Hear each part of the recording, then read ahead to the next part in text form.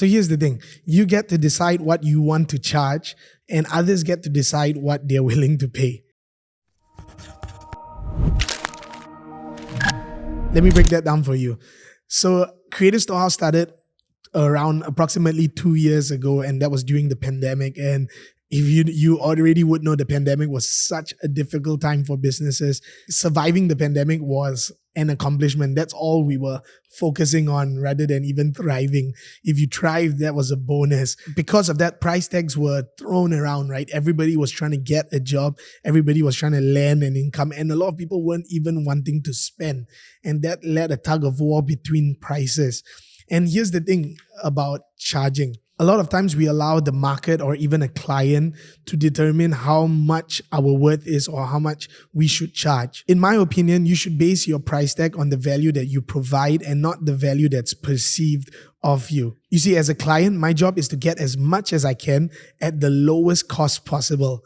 And if you were to base your value on that process, you most probably are going to undervalue your worth. On the other hand, as a service provider, my job is to provide you a service that's so valuable at a price point that it's almost impossible to be declined.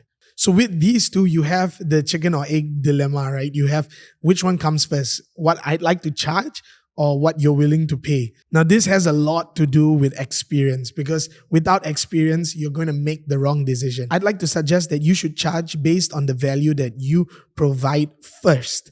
However, how do you determine that? It's by looking at the market and looking at what other service providers do and see if there are any things that you are doing that is better, or maybe you focus on something a lot more that is very valuable to your client that you know is worth them investing a little bit more in.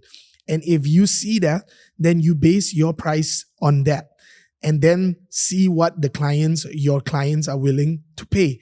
Now, if a client is not willing to pay you at all, then you have to go back to the drawing board and reconsider your price tag.